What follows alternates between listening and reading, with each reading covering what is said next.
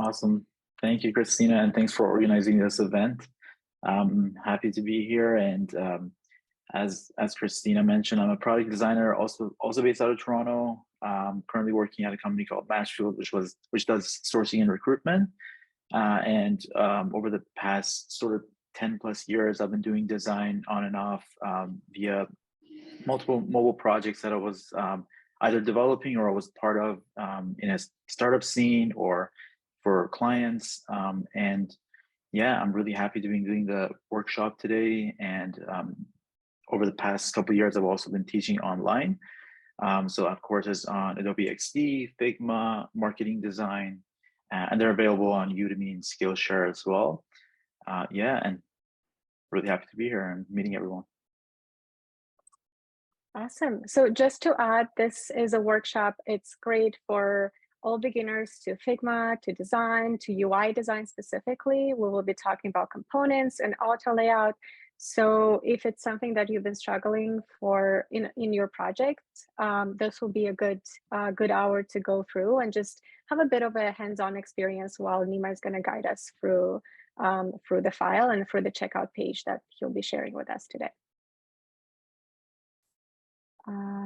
Okay, so before we get started, we will have a Q&A session at the end. But if you are following Nima at the same time, we'll also be sharing our screen. But if you have any questions in the meantime, feel free to drop it in the chat. I'll be following the questions and I will try my best to answer in real time. And if not, we will have space at the end as well for the questions. And Awesome. yeah, Nima, take it away. Cool. Yeah, thank you so much. And so if you guys are, whether you're beginners with Figma or you've been using it for a couple months or years, and this essentially workshops for everyone. So everyone will be able to utilize it and learn from it. And the idea is that we'll kind of go through it together part by part. We'll go through some sort of requirements that a fictional client has shared with us. And put together essentially a mobile design page for a checkout page. So it's an e-commerce app that we're going to be designing for. And we're going to go, part by part and take it slow. But as Christina mentioned, this session will be recorded. So if at any point you miss it or you miss certain parts of it, feel free to follow along. And then at that point in the future, you can always go back to the recording and watch it in more depth. Yeah, so essentially the first step we're going to do is get started with our Figma. So if you guys have your Figma open and signed up or signed in, go ahead and please do that right now. And just give everyone like 30 seconds to get that together. I have mine opened up in a desktop app for Figma. So the Figma desktop app and web app are pretty much the same thing. So you can have it open in the browser or on your desktop if you're already using the desktop app. I'll go ahead and share my screen now.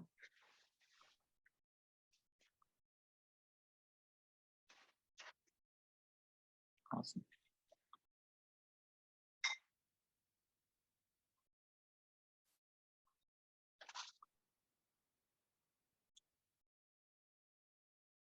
Cool. And so for the requirements, they're actually shared in a Dropbox link that's in the chat.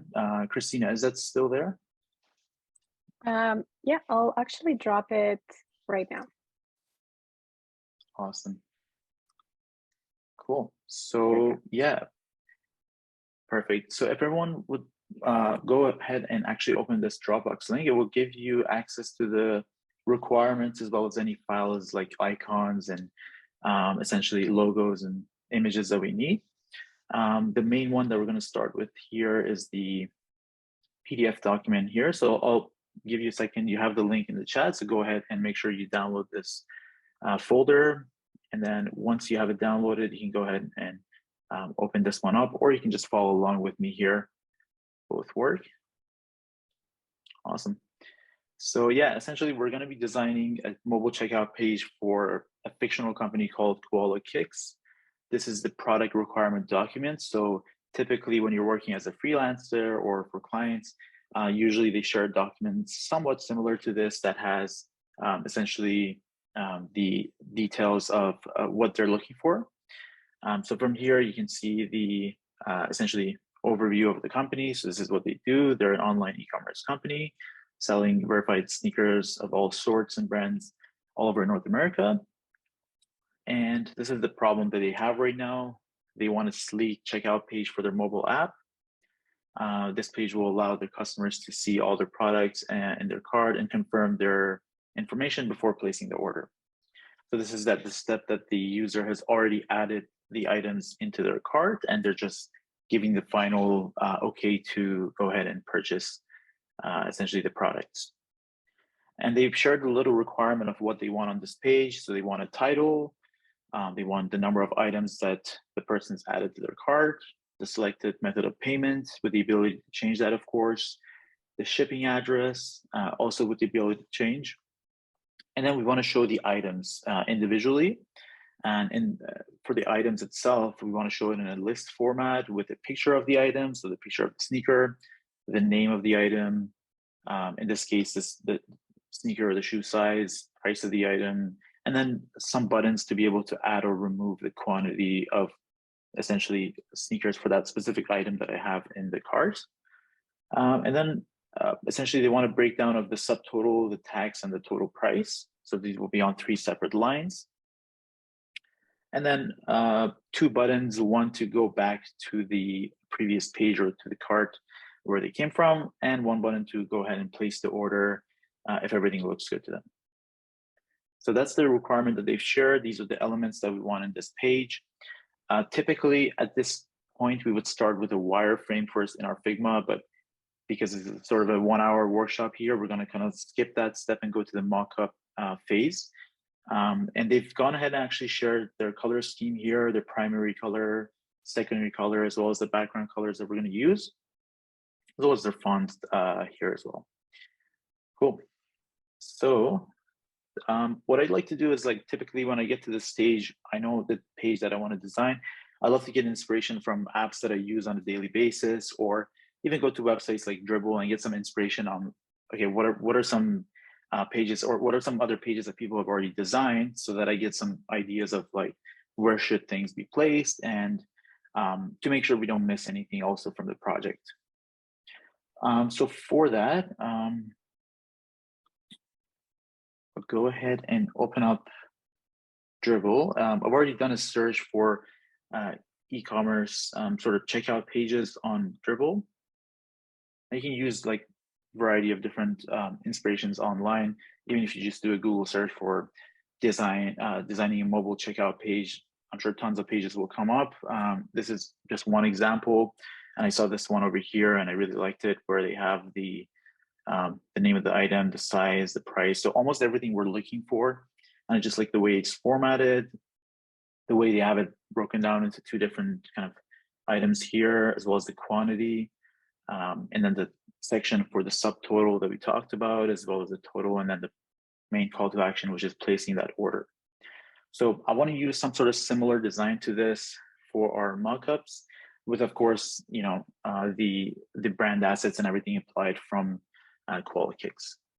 So feel free to get inspiration from other sources if you'd like, or even just pull out your phone, download the Nike app, go through the checkout page and see what does that look like, because, you know, they've done a lot of research to get that page to where it is today. So we can learn a lot from that. Cool. And so what I'm going to do now is go ahead and start a new Figma file for our project. So go ahead and head on over to figma.com, or if you have the desktop app like me, you can open it up from here and create a new design file.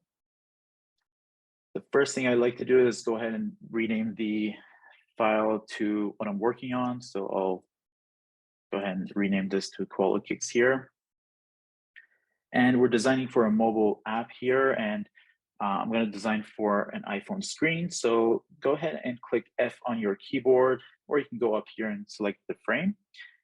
As I'm going through this, I'm going to be using shortcuts. So I'll let you know what shortcuts I use, and yeah, we'll go from there. And you can also see it when it does pop up here. So let's go ahead and select the size from here. Figma gives you some options when you want to create a new frame. So I'm going to go ahead and select the iPhone 13 Pro Max here. And what I want to do is start with assigning essentially the color for the background of this page. So if you go back to that document that we had, they shared the background color code here. So we're going to go ahead and copy this from here using Command C. Go over here to our frame. Make sure you select the frame itself. And then in the fill, go ahead and change this fill, which is typically white here, to this color code here, and press enter. So it has like sort of a bluish tint here. And what I want to do next is to add the status bar at the top of the page here. Usually in iPhone apps, you see that status bar there. So that resource is in that Dropbox folder. So if you go to the icon, there's a status bar.png file. So I'll give you a second to locate that here. Now these icons are from svgrepo.com. So at the end of the session, I can go ahead and share those links as well. So I'm going to go ahead and copy that using Command C and paste it using Command V. Right now, because it's in the frame, it's huge. It's kind of going outside of the bound. So we're going to go ahead and resize that by going to one of the corners. I'm going to hold Shift so that it maintains the proportions of the width and the height, and then go ahead and just make that smaller here and place that at the top. And the nice thing about Figma is that as you resize things, it will go ahead and snap into place. Perfect. And what we want to do now is go back to our requirements and see what else do we need. So we need the title of the page. So that's typically somewhere closer to the top. So let's go ahead and add a text box for that. I'm using the T key on my keyboard to open a text box. I'm just clicking here and writing checkout. Now, if you remember, they want Roboto as the font. So on the right side here, you can change the text settings. So instead of the one I have here, I'm going to go ahead and type in Roboto. And because it's a title, we want a bigger size. So let's go ahead and do 28 pixels.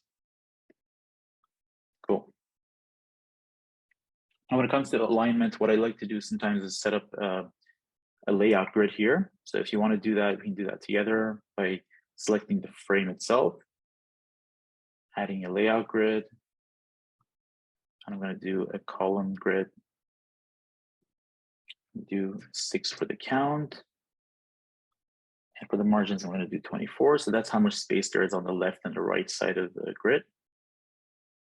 And then for the opacity, let's just bring it down to maybe 3%. We just want to have it visible enough for us to place our elements sort of aligned around the page.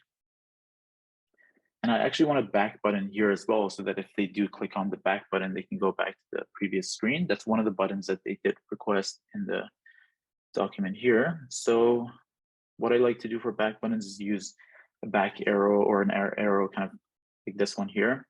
So let's go ahead and drag this one into our file. And of course, it's huge, so you want to go ahead and use Shift here to make it smaller. Alternatively, you can hold Shift and Alt while resizing things so that it doesn't move around. So we're going to go ahead and make this maybe somewhere around there, 26 by 26 pixels.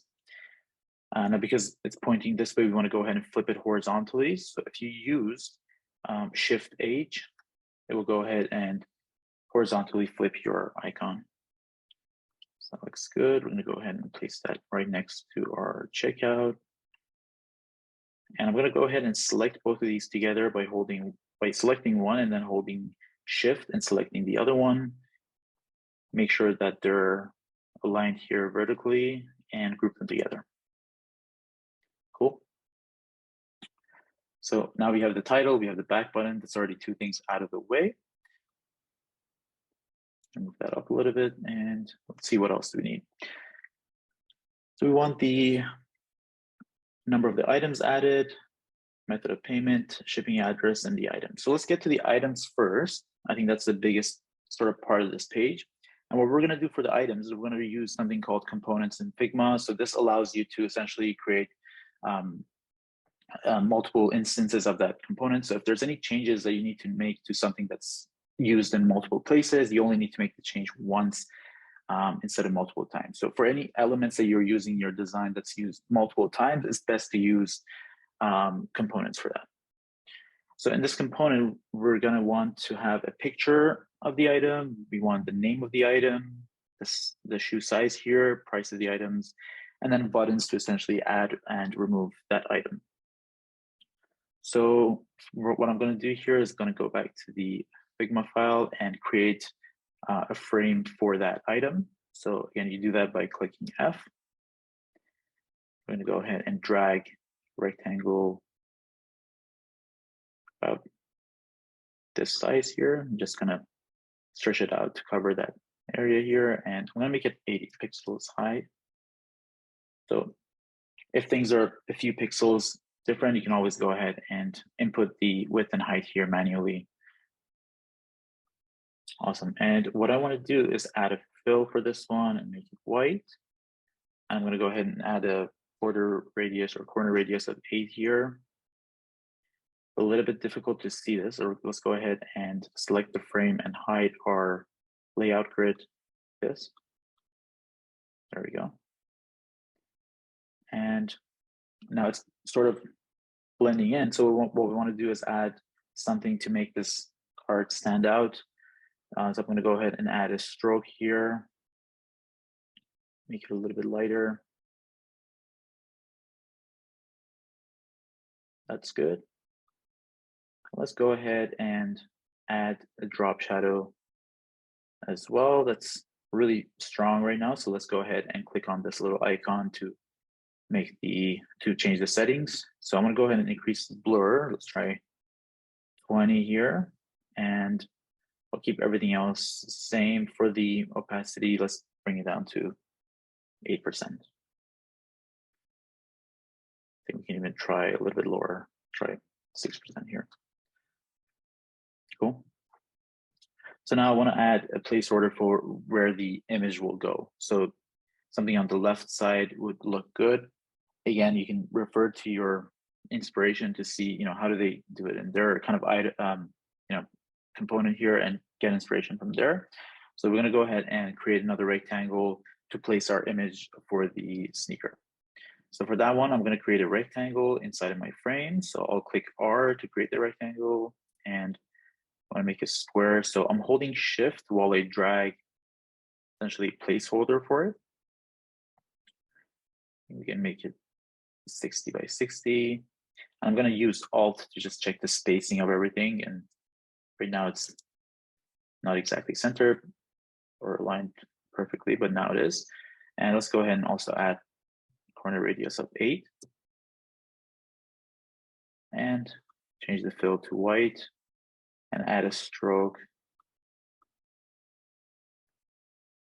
Something like this. And so for the image itself, we can always paste images into there. So we won't worry about that for now. We'll come back to that later. For now, let's add a text for the name of the item. So let's go ahead and do T and write name of item. Of course, right now it's way too big. So we want to do something like 14 pixels here. And just going to bring that a little bit to the left. I'm going to use Alt, and when you're holding Alt, you can essentially duplicate stuff. So I'm going to go ahead and drag this text over here. Make sure you're holding Alt while you do this. And then now duplicated that text down here. And in here, I want to have the size of the item as well as the price. So let's go ahead and put $50 like this. For the size, I'm going to hold Alt and the 8 key to create sort of a circle like this. And let's just type in a 7.5 here. For the color of this one, we're going to go a little bit lighter. Let's select it again and go a little bit lighter somewhere there. And now on the right side, I want to have something to show the quantity as well as buttons to be able to remove or add items as I go. So let's go ahead and create 2 circles. We're going to use those circles as buttons for our plus or minus. So create one over here. And to create that circle, you click O. And again, you got to hold shift so that you make sure that the width and height are the same. And let's change this to 32 by 32. There we go. And just make sure that's horizontally centered over here, vertically centered across the card. And I'm gonna do the same thing here, duplicate this by dragging another one over here. Just bringing them a little bit here and maintain a sort of 10 pixel spacing from the left and the right. So we want to use this for the minus, so you can remove stuff from this card or remove this specific item, and then this one as a plus, so we can add more than the number that you have there. So we want to also add a text, of course. So let's go ahead and duplicate one more of these texts over here by holding Alt and dragging one across, and kind of double click to change this to 1. Place that over here.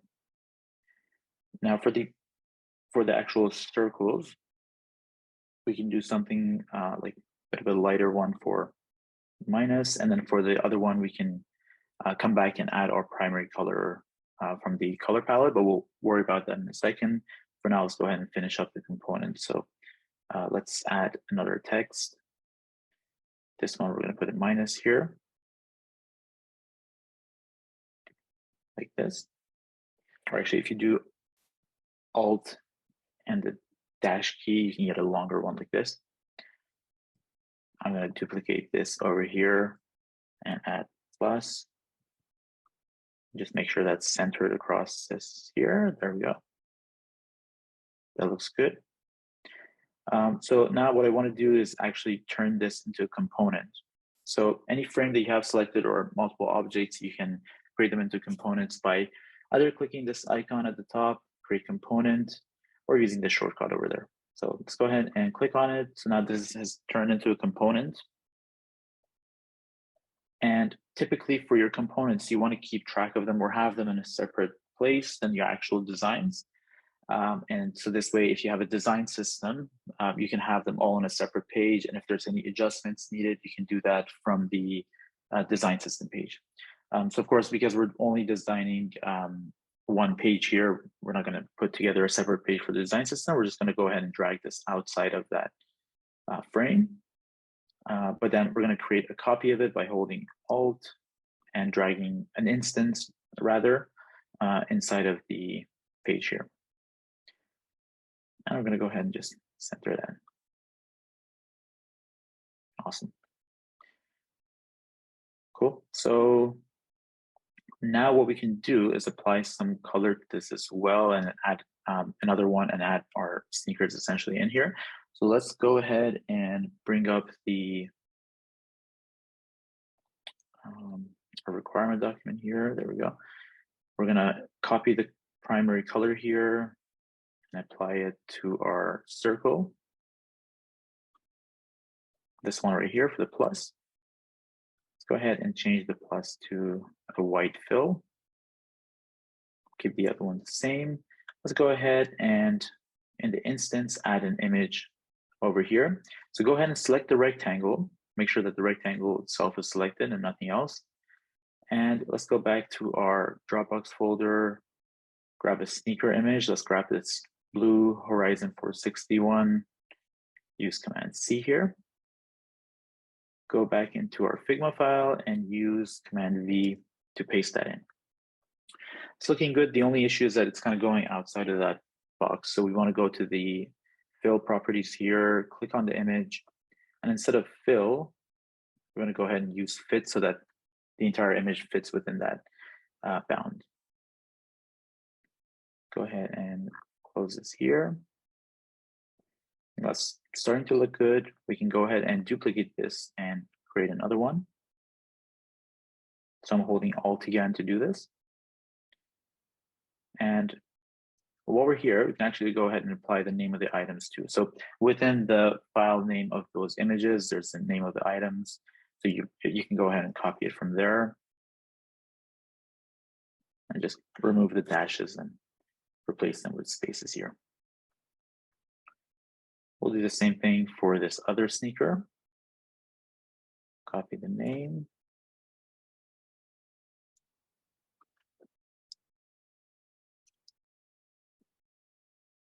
Just change the price for 100 bucks here. And let's go ahead and copy the image itself. Again, select the rectangle itself and then do Command V to paste. And same thing here. Change this to fit. Awesome. That's starting to look good. Now, just to kind of show you an example of like, why is components important or what does it help here? Let's say at some point we decide to move our text over here where it has the price and the size. By moving this around, it would actually go ahead and get applied on both of your instances here as opposed to only the one. I'm going to go ahead and just reverse that by clicking Command Z. But essentially, you can imagine if you have hundreds of these items all across your design, or even dozens, this definitely helps in keeping them organized and just making changes much faster.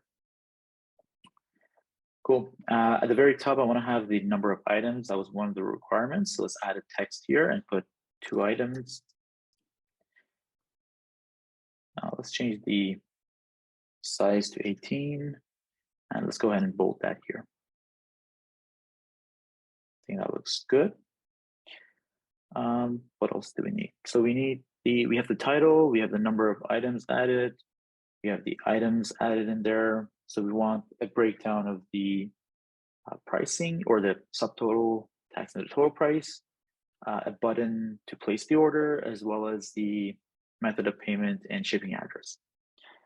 So next thing we want to do the shipping address. What I want to do is have a section that shows that shipping address that you have selected as a user, as well as the icon that we've put in the folder here. So why don't we go ahead and actually just drag while we're here, the icon for the pin.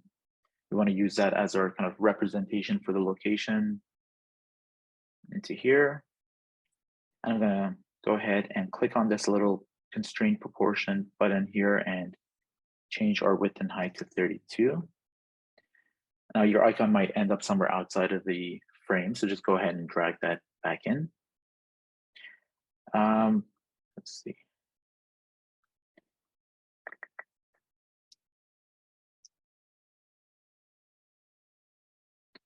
Giving us issues here. Wait, no.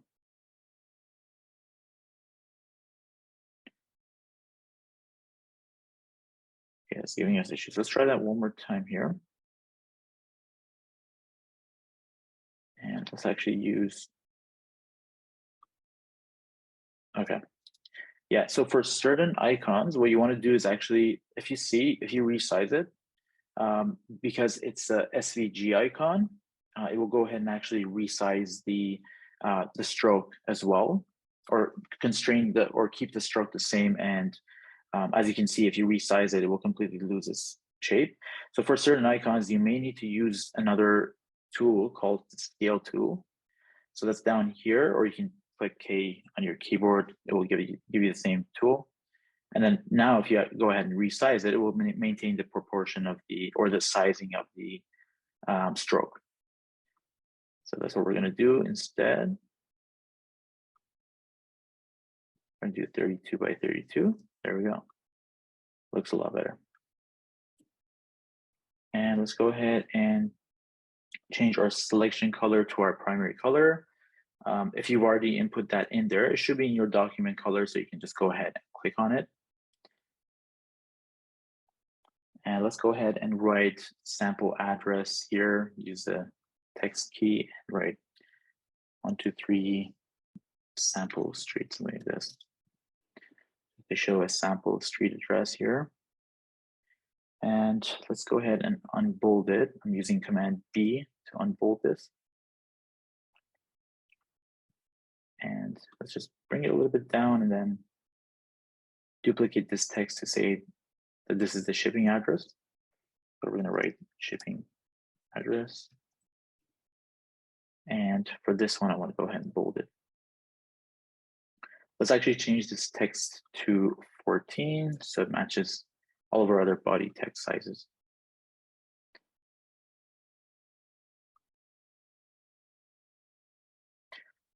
And if you remember in the document, it says we want to have the ability to change.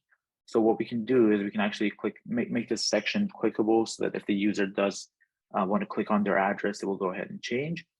And one of the easiest indicators on an iPhone app is to have one of these arrows and sort of represent the table format here. So let's go ahead and drag one over here. Use Shift and H to flip it around. I'm gonna make it a little bit smaller, something like this, and bring it all the way to the right, and make it a bit lighter here. Maybe a little bit darker than that. There we go. It's starting to look better. Cool. So we have our shipping address with the ability to change. We want to just double check to see if everything's aligned here. That looks good. Now, right now, because I've duplicated this one here and this one already has essentially a group, this arrow is also part of that group. So if you want, you can drag that outside and you won't see that anymore. So now it's sort of an icon on its own. There we go. Okay. And we can even go ahead and group these together by hitting Command G. So this is now one group. So I'm going to go ahead and now do the same thing for our payment method. Let's go ahead and drag a copy of this and change this to payment method.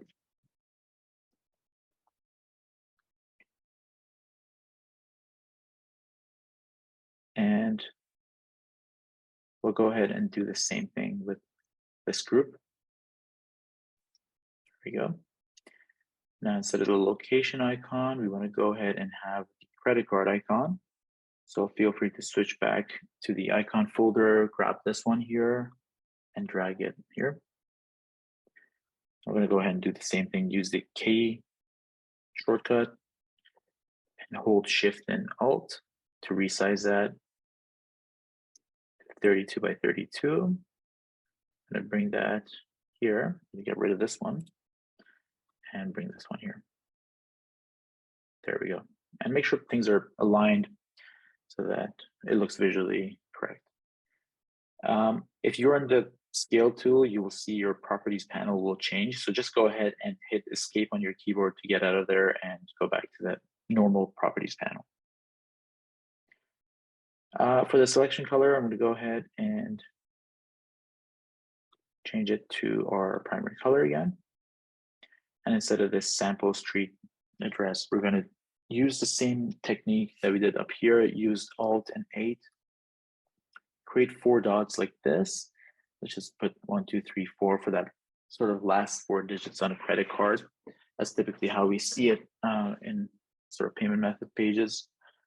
And yeah, so we have 2 things added out of the way now. We have the shipping address, the selected method of payment. And now we have 2 more sections to work on. One is a button for placing the order. The other one is subtotal, tax, and total price. So why don't we go ahead and do that by adding the text here for the subtotal, tax, and the total price. And we're going to do that at the sort of closer to the, or right after our payment method, we can do that.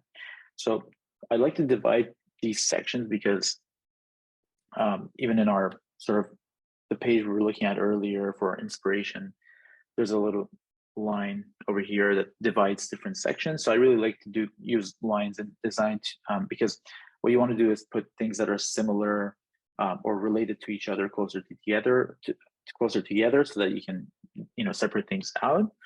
So that's what we're going to do. We're going to create a line by clicking L on our keyboard. I'm going to go ahead and drag one across here.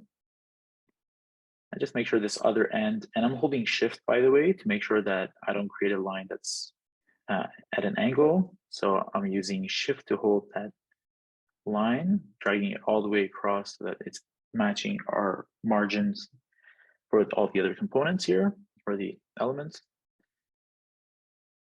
For stroke color, let's do a little bit of a lighter dark gray, like so.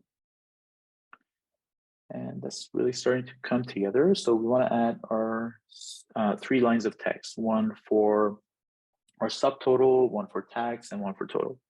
So let's go ahead and press T, write subtotal here. And I'm going to go ahead and change the font size to 18.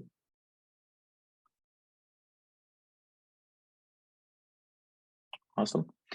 And I'm going to go ahead and duplicate this text, drag a copy across, and again, I've done that using holding Alt and dragging a copy across. We're going to go ahead and right align this one. So make sure in your text for the alignment, instead of left align, which is usually what's selected, you do the right align. And let's go ahead and just write the price here, which is 150 here for the subtotal. Now, again, because we're doing the mock-up stage, we're putting things, putting all the data in as well. If we're doing wireframing first, we would just put the placeholder text and then come back and fill it with sample data. But in this case, we're doing kind of both together. Cool. So let's go ahead and hold Alt here while having both selected, both the subtotal and the price. Drag a copy down here. There we go. And we're going to now change this to tags. Change this to $15. And I'm going to do that one more time. And for this one, we're going to put our total.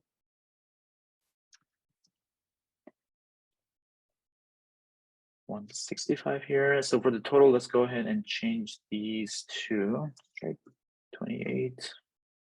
Might be a little bit too big, so let's try maybe 22 here. There we go.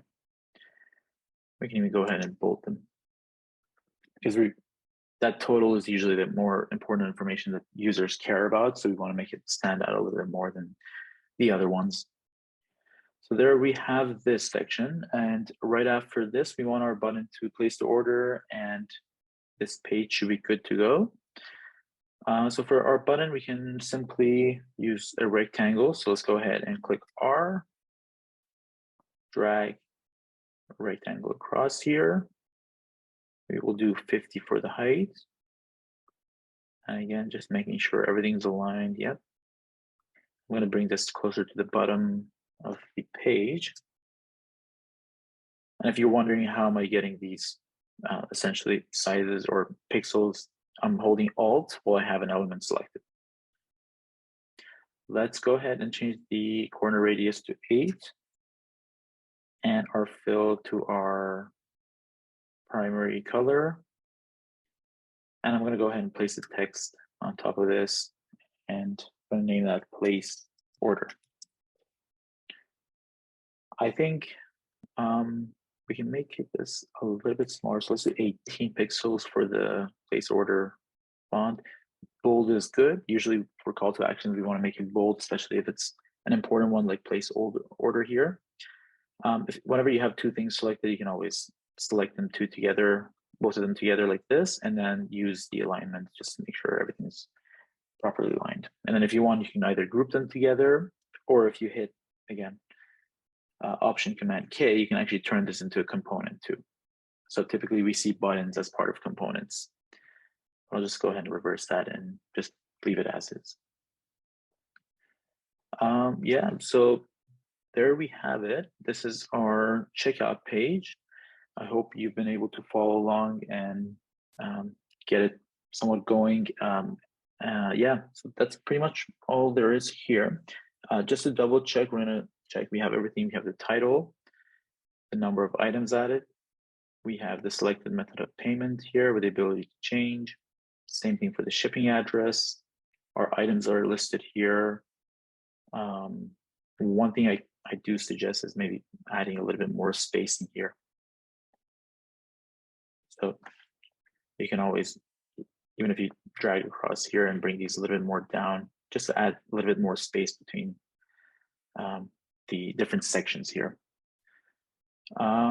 Yeah, and so at this stage of the process, I would go through and just do one more final polish, make sure things are aligned, everything looks good, nothing's missing, which, you know, we went through. We have the items with the picture under, the name, the shoe size, price of the item, buttons to add and remove. You have the subtotal, the tags, the total itself, and the buttons to go back, and the buttons to place the order. And yeah, that's pretty much it for our page here. So I hope you've enjoyed this. We're gonna go ahead and just open this up here. Thank you for joining. So if you want to take this a step further, you can always design the confirmation page that comes after the order is placed. I recommend doing the similar thing, going through, you know, getting inspiration from outside resources and seeing what are the elements we need there, and then go ahead and design something up based on that. And you already have access to some of the resources like the, you know, the company logo or the color scheme and the fonts, so that should make things a little bit easier. Yeah, and if you've enjoyed this, I do have a full mobile app and landing page with Figma course. It's a 6-hour course where we'll go ahead and design essentially an app for laundry delivery service. This is the link over here. If you use this code over here, you'll be able to get it at a discounted price. I'll go ahead and drop this also in the chat. So if you do want to connect, my LinkedIn will be there as well.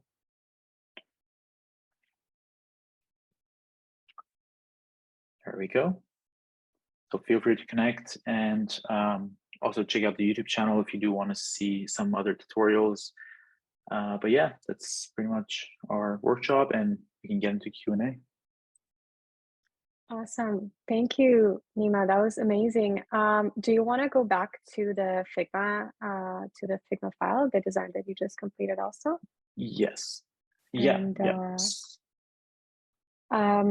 all right, we are going to go into Q&A, and we have a few questions as well. But if anybody has more questions, please drop it in the chat, or you can raise your hand as well. The first question was, why did you choose the iPhone 13 for the frame? Great question. So what I like to do is actually do a little Google search to see what's the most common device size. This is typically what's done, especially for like Android devices, because they vary in size more than the iPhone sizes. And so it's a similar thing for the iPhone. I will try to look to see what's the more common device size. Now for the iPhones, because it's a smaller variation, the choice there matters a little bit less, especially with the way the components right now work and the constraints that you can set up in Figma. Usually it's not a huge problem to change that to different display sizes. So I kind of chose one there, but that's sort of the practice I would do. Okay, another question is, and there's two questions on that. Was the benefit to adding frames within frames as opposed to making groups within a single frame? And the second question is, why do we create a frame inside a frame instead of just a rectangle? And I think it comes to the to where the items are. Yeah, for the blue horizon, and there's like a frame within a frame. Yeah, 100%. So the way I like to think about it is that if there's a set of things that are like related together and I want to duplicate it across multiple places, I would use a frame. If there's anything that's related, but it's not as complex as, for example, an item over here or an item card, I would, you know, group those two things together. So for example, the checkout and the arrow over here. And yeah, the main thing is that I want to also turn that into a component. Now, of course, you can turn things without having to frame or group them into components, but that just made it easier to sort of be able to drag it out, and that's the main reason sort of over there. Yeah. Okay. Another question from Naomi. I know the arrows were SVGs, but I missed where the line below the payment method came from. I think I missed this. If you drew it, how did you make sure it was even?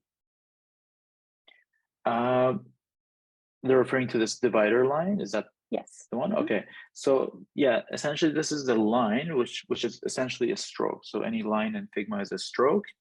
To create it, you can go to over here to your shape tools and create a line, or as a shortcut, you can click L. To keep it straight, all you need to do is hold Shift, and it will go ahead and constrain it to certain angles, which is like, I believe like 90 degrees like this, or 45 and then 90, like, yeah. So that's really useful when you're trying to create exact like angle for those as well. So that's essentially how I created that. Yeah. Okay. All right, Janine, do you want to come forward there with your question?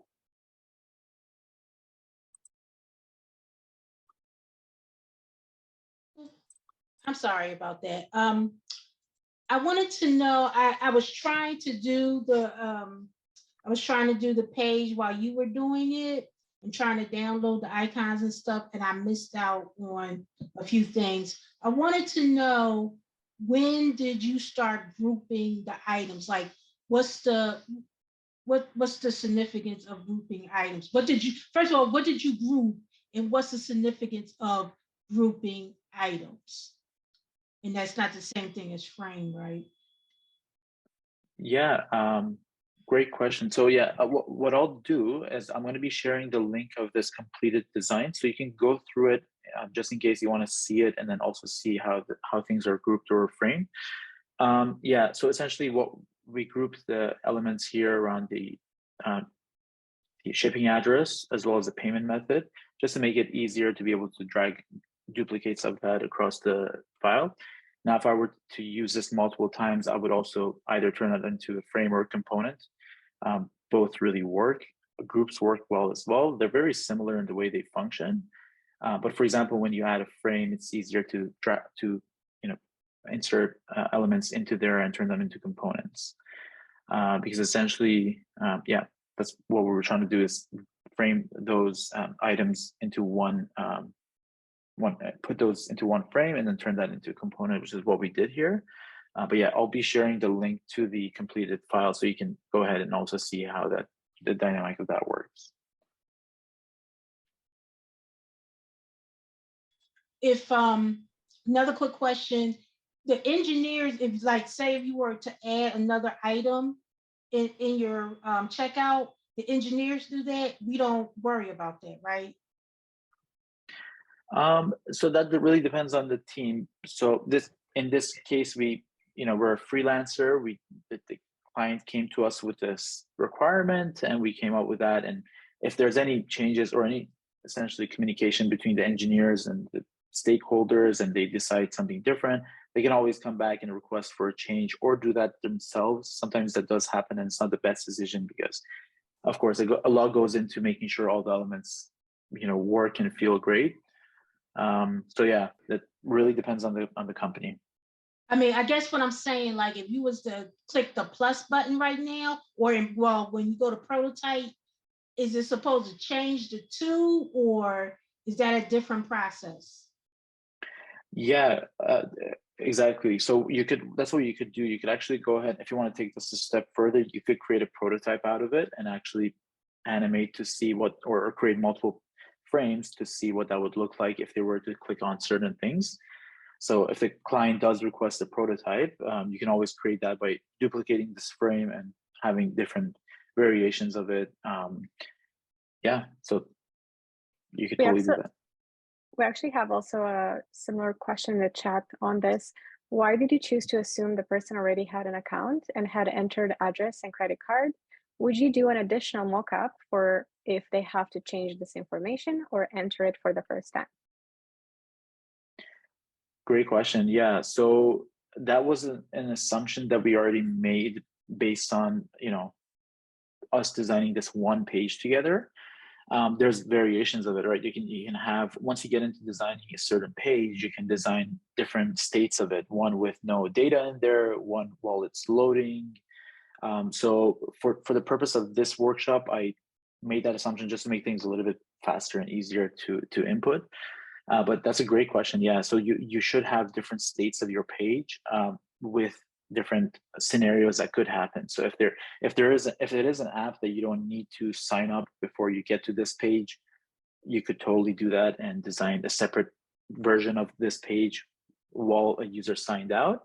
But here I did make that assumption that yes, they're a created user and this company just needed help designing this specific page for their already existing app with users. Okay, we have one more question, and is the product requirement document typically what clients give you in order for you to start creating? So it's the design brief.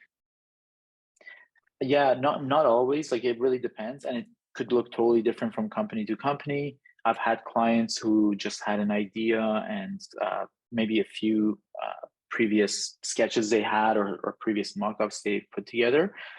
So it's not always going to be looking the same, but the idea even for yourself is to get something similar out of the meeting that you have with the client or any communication that you have with them. You try to get like, what is it that they need, and try to break it down in this format, even for yourself if the client doesn't share that, just so that you understand, okay, these are the stuff I want on this page, and these are the assets I have.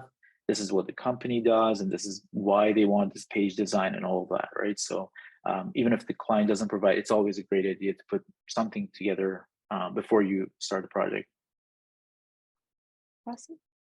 Okay, I don't see more questions in the chat, but we're also at the end of the end of the time generally.